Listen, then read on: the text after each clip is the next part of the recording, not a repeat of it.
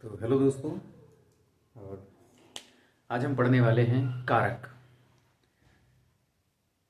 काल वाला अध्याय हमारा संपूर्ण हो चुका है और अब हम शुरू करने वाले हैं कारक।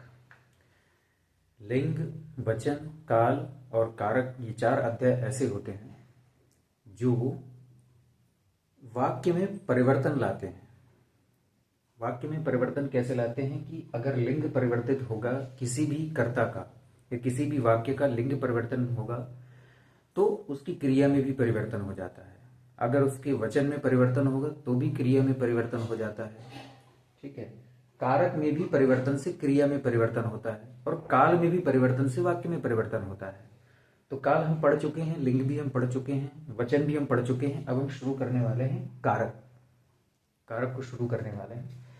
तो कारक की यदि हम परिभाषा की बात करते हैं तो परिभाषा हमें ऐसे समझनी है कि एक वाक्य में कई सारे कारक हो सकते हैं।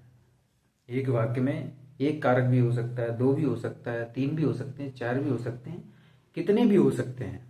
ठीक है। और कभी कभी कारक चिन्ह जो होता है वो नहीं भी होता है। तो सर्वप्रथम हम कारक और कारक चिन्ह या कारक चिन्ह जिसको हम विभक्ति या परसर्ग के नाम से जानते हैं, इन दोनों में हमको भेद समझना अति आवश्यक है। उसको पहले हम समझ लेते हैं, इसके बाद हम आगे बढ़ते हैं। तो कारक और कारक चिन्ह में अंतर होता है, ये ध्यान रखना है क्योंकि ज्यादा कंफ्यूजन ना हो। कारक और कारक चिन्ह जिसको हम विभक्ति के नाम से भी जानते हैं और जिसे हम परसर्ग के नाम से भी जानते हैं, जिनको हम मोस्टली चिन्ह कह सकते हैं। तो ध्यान रखना, ये जो कारक होंगे ये या तो संज्ञा होगी या फिर सर्वनाम होंगे। संज्ञा होगी या फिर सर्वनाम होंगे। कारक का मतलब होता है कर्ता। कारक मतलब कार्य करने वाला। तो कार्य करने वाले को हम या तो कर्ता कहते हैं और कर्ता में या तो संज्ञा हो सकती है या फिर सर्वनाम हो सकती है। दो के अलावा तीसरा नहीं हो सकता है, ध्यान रखना। कारक चिन्ह क्या होते हैं? जो इनके साथ जुड़ते हैं। मतलब कभी भी जो कारक चिन्ह होंगे वह संज्ञा और सर्वनाम के बाद में होंगे, पहले नहीं हो सकते हैं। परसर्ग का मतलब ये होता है बाद में जुड़ने वाला। तो बाद में जुड़ने वाला यहां पर कुछ भी हो सकता है। ने हो सकता है, को हो सकता है, के लिए हो सकता है ना? में हो सकता है, पे हो सकता है, पर हो सकता है, हे हो सकता है, ओ हो सकता है, अरे हो सकता है। मतलब जितने भी हमारे कारक होते हैं उन सभी कारकों के कुछ सुनिश्चित चिन्ह होते हैं जिनके जरिए हम ये पहचान पाते हैं कि इसमें कर्ता कारक है, कर्म कारक है, करण कारक है या कोई अन्य कारक है। तो ये चीज ध्यान रखने वाली है कि जो कारक होंगे वो संज्ञा हो सकती है या सर्वनाम हो सकते हैं, इसके अलावा तीसरा नहीं हो सकता है। और जो कारक चिन्ह होंगे वो संज्ञा या सर्वनाम शब्द के जस्ट बाद में ही जुड़ेंगे। तो उनमें कुछ भी चिन्ह हो सकते हैं, इनका अभी हम आगे उल्लेख करेंगे। तो जो कारक चिन्ह होते हैं इनको हम विभक्ति के नाम से भी जानते हैं, इनको हम परसर्ग के नाम से भी जानते हैं और विशेषतः इनको चिन्ह के नाम से जाना जाता है क्योंकि ये चिन्ह मतलब किसी चीज का साइन होता है जो हमें बताता है कि यह चीज यह है। ठीक है, यह ध्यान रखना है। तो कारक और कारक चिन्ह में हमने अंतर समझ लिया है। ठीक है। और कभी कभी कारक चिन्ह नहीं भी होते हैं जिसको हम शून्य के नाम से जानते हैं। कभी कभी ऐसा होता है कि कारक चिन्ह वाक्य में कारक चिन्हों का उल्लेख नहीं भी होता है, तब भी उसमें कारक होता है। यह ध्यान रखना कि एक वाक्य में कारक अवश्य होगा, बिना कारक के वाक्य कभी भी अर्थपूर्ण नहीं हो सकता है। यह सुनिश्चित है कि अगर उसमें कारक नहीं है तो वह वाक्य अर्थपूर्ण सार्थक कभी नहीं हो सकता है। उसका एक एग्जाम्पल समझ लेते हैं। मैंने कहा राम ने खाना खाया। राम ने खाना खाया। ठीक है। अब किसने खाना खाया? तो राम ने खाना खाया। तो राम क्या है? राम एक तो करता है। ठीक है, राम एक तो करता है। दूसरा क्या है? ये संज्ञा शब्द है। दूसरा ये संज्ञा शब्द है। और तीसरा यह कारक भी है, इसमें यह कारक भी है। अब कारक चिन्ह क्या है, तो इसके जस्ट बाद में जो जुड़ा हुआ है यह क्या है, यह कारक चिन्ह कहलाता है। ये फर्क है इनमें, यह क्या कहलाता है, यह कारक चिन्ह कहलाता है। आगे यह आपकी क्रिया है, और क्रिया के बाद में कभी कारक चिन्ह नहीं हो सकता है। जो पॉसिबिलिटी होती है, जो अपवाद होंगी, एक्सेप्शंस होंगी, उनका हम जिक्र आखिरी में करेंगे। ये खाना क्या है, ये माफ करिए, खाना यह भी एक संज्ञा शब्द है, तो इसके बाद भी आपका कारक चिन्ह हो सकता है, और यह आपकी क्रिया है। ठीक है, तो इसके बाद भी कारक चिन्ह हो सकता है। और ध्यान रखना है, मैं ये संज्ञा के बाद में या सर्वनाम के अलावा किसी में भी, ना तो क्रिया में ना विशेषण में, जितने भी अन्य शब्द हैं उनके बाद में कभी कारक चिन्ह नहीं आएगा, एक्सेप्शनल में भी नहीं आएगा, अपवाद में भी नहीं आएगा। ठीक है, अब यदि मैं इस चिन्ह को हटा दूं तब क्या यह वाक्य सार्थक रहेगा? नहीं रहेगा। राम खाना खाया, राम खाना, आप समझ सकते हैं कि हाँ राम खाना खाया का कहने का तात्पर्य क्या है, लेकिन यह वाक्य व्याकरण की दृष्टि से एकदम अशुद्ध लगेगा, अशुद्ध है भी और लगेगा भी, क्योंकि राम ने खाना खाया, यह वाक्य शुद्ध है और अर्थ पूर्ण है। अब शून्य का क्या महत्व है? शून्य का महत्व ऐसा होता है कि मैंने लिखा राम खाना खाता है, अब इसमें आपको कहीं भी कारक चिन्ह नहीं नजर आ रहा है, तो इसमें जो कारक चिन्ह है वह विलुप्त है, छिपा हुआ है, हाइड है। तो कहां पर कारक चिन्ह हो सकता है? संज्ञा शब्द क्या है? राम।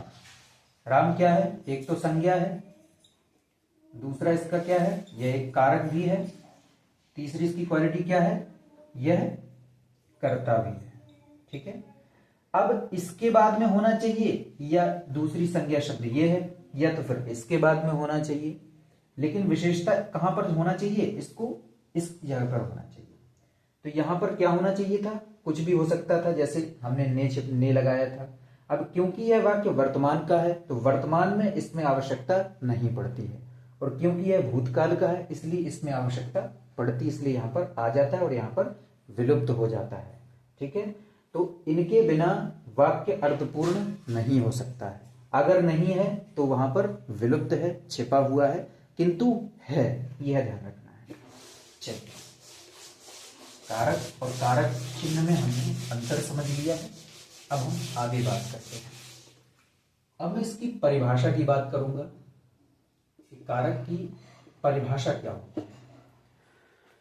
तो कारक की परिभाषा याद रखना है कि जो कारक चिन्ह या जो हमने अभी जिन चिन्हों के विषय में बात करी है, जो कारक चिन्ह क्रिया के पास में होते हैं या जिन शब्दों का संबंध क्रिया से पता चलता है। कुछ शब्द ऐसे होते हैं जो डायरेक्ट क्रिया से जुड़े होते हैं लेकिन कारक चिन्ह के माध्यम से, उसको हम कारक कहते हैं या कारक चिन्ह कहते हैं। कारक क्या हो सकते हैं? संज्ञा और सर्वनाम शब्द हो सकते हैं, और कारक चिन्ह ने, को, पे, पर, ये शब्द हो सकते हैं। तो परिभाषा की हम बात करेंगे तो क्या करेंगे? जो शब्द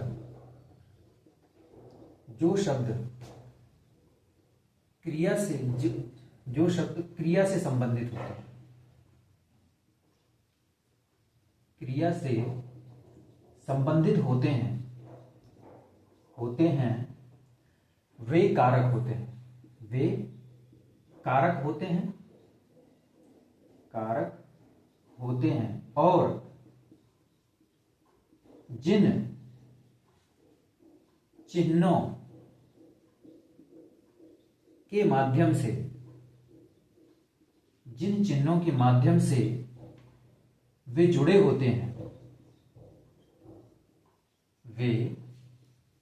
होते हैं या उनका आपस में संबंध पता चलता है, वे कारक चिन्ह कहलाते हैं।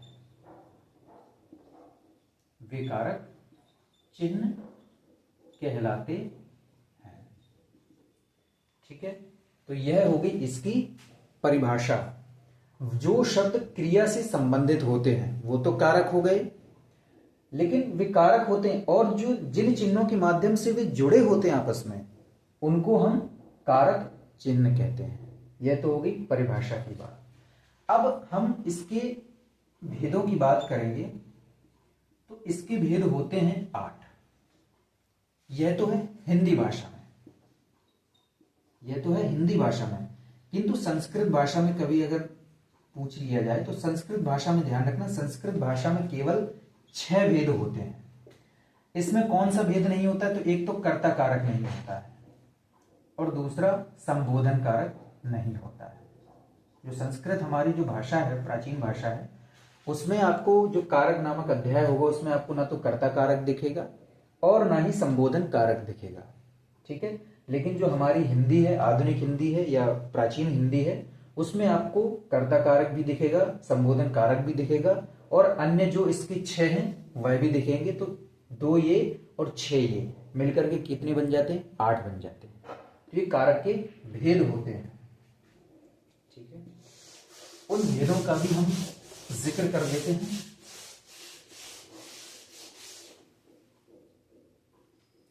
इसके जो भेद होते हैं 8 होते हैं, ठीक है। इन भेदों का जिक्र करेंगे हम। उससे पहले हम ये बात समझ लेते हैं कि एक वाक्य में किस तरह से अनेक कारक चिन्ह हो सकते हैं। मैंने लिखा राम ने रावण को बाण से मारा, ठीक है।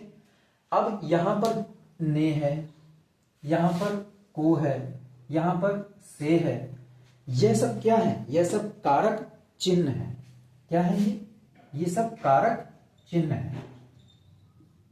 अब मैंने बताया था कि कारक चिन्ह किसके साथ लग सकते हैं? तो संज्ञा के साथ में लग सकते हैं, संज्ञा के साथ में लग सकते हैं। तो राम क्या है? एक संज्ञा शब्द है, व्यक्तिवाचक संज्ञा है। रावण क्या है? एक संज्ञा शब्द है। कौन सी संज्ञा? व्यक्तिवाचक संज्ञा। बाण क्या है? यह भी संज्ञा शब्द है। कौन सी संज्ञा? जातिवाचक संज्ञा। तो संज्ञा के जस्ट बाद में क्या है? कारक। जैसा मैंने पहले बताया कि जो कारक चिन्ह है, जो विभक्ति होती है, जो परसर्ग होते हैं, वह हमेशा संज्ञा के बाद लगते हैं। इसके बाद में यह लगा है, इसके बाद में यह लगा है। अब डायरेक्टली या इनडायरेक्टली इन्हीं के माध्यम से इन सभी संज्ञाओं का संबंध इस क्रिया से पता चलता है। बस उसी को हम समझने के लिए हम इस कारक नामक अध्याय का अध्ययन करते हैं, ठीक है। इसके अब मैं भेदों की बात करूंगा और अगर आप इनको विलुप्त कर देंगे तो फिर वाक्य आपका अर्थपूर्ण कदापि नहीं रह जाएगा। राम रावण बाण से बाण मारा, तो यह वाक्य एकदम निरर्थक हो गया, ठीक है। आगे चलते हैं। इसके भेद होते हैं 8। सबसे पहले नंबर पर आता है आपका कर्ता कारक। कर्ता कारक, कर्ता हमेशा कभी हम कई किताबों में देखते हैं ऐसा लिखा हुआ है। यह कर्ता की वर्तनी की दृष्टि से एकदम अशुद्ध है। इसमें एक और छोटा ता होता है, उसको हम शुद्ध कर्ता या वर्तनी के हिसाब से हम शुद्ध मानते हैं। दूसरे नंबर पर आता है आपका कर्म कारक, ठीक है। तीसरे नंबर पर आता है आपका कर्ण कारक। चौथे नंबर पर आता है आपका संप्रदान कारक, संप्रदान कारक। पांचवें नंबर पर आता है आपका अधिकरण कारक, अधिकरण कारक। छठे नंबर पर आपका आता है अपादान कारक। सातवें नंबर पर आता है आपका संबंध कारक। सातवें नंबर पर आता है आपका संबंध कारक और आठवें नंबर पर आता है आपका संबोधन कारक,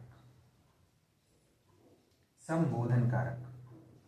ये आपके कारक के कुल 8 भेद हैं। संस्कृत भाषा में इसका उल्लेख नहीं है और इसका उल्लेख नहीं है। बाकी कर्म कारक, कर्ण कारक, संप्रदान कारक और अधिकरण कारक, अपादान कारक, संबंध और संबोधन, इनका उल्लेख संस्कृत भाषा में भी देखने को मिलता है। लेकिन हिंदी में हम कुल 8 वेदों का अध्ययन करते हैं। कर्ता कारक ये तो आपके हो गए कर्ता। यहां पर होती हैं आपकी विभक्तियां या जिनको हम परसर्ग के नाम से जानते हैं। विभक्तियां परसक या कारक चिन्ह के नाम से जानते हैं। तो इस तरफ हम इनका उल्लेख करते हैं। कर्ता कारक, यहां पर कर्ता कारक की हम यहां शुरू कर लेते हैं। कर्ता का होता है ने और शून्य भी होता है। हम पूरा एकदम विस्तार से समझेंगे। कर्म कारक में कर्म को, इसमें भी हम शून्य लिखते हैं। ठीक है। करण से होता है आपका, ध्यान रखना है। करण कारक और अपादान कारक दोनों में से एक जैसा होता है, किंतु दोनों का जो कार्य होता है वह अलग अलग होता है। यह जो करण जो से इस्तेमाल होता है एक साधन के रूप में इस्तेमाल होता है, एक साधन के रूप में इस्तेमाल होता है। जैसे उसने चाकू से फल काटा, तो फल काटने का काम चाकू से किया गया, चाकू ने एक साधन का काम किया। और यहां पर जो अपादान है ये अलगाव का अर्थ दिखाता है। अलगाव का मतलब होता है अलग होने की स्थिति को दिखाता है, कि जैसे पेड़ से फल गिरा, तो जब पेड़ से फल गिरा तो वह पेड़ से फल अलग हो गया, तो ये अलगाव की स्थिति को दर्शाता है अपादान कारक। संप्रदान को और के लिए इस्तेमाल होता है। अब संप्रदान में भी होता है को और कर्म में भी होता है को, तो यह ध्यान रखना है। संबंध, इसमें का, के, की, रा, रे, री और ना, ने, नी, इन चिन्हों का उल्लेख होता है संबंध कारक के वाक्यों में। संबोधन में होता है हे, ठीक है। और यहां पर संज्ञा शब्द भी होगा, यह ध्यान रखना है।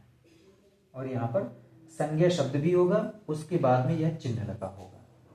इसके बाद आता है ओ, फिर यहां पर संज्ञा शब्द दिया गया होगा और यहां पर चिन्ह लगा होगा।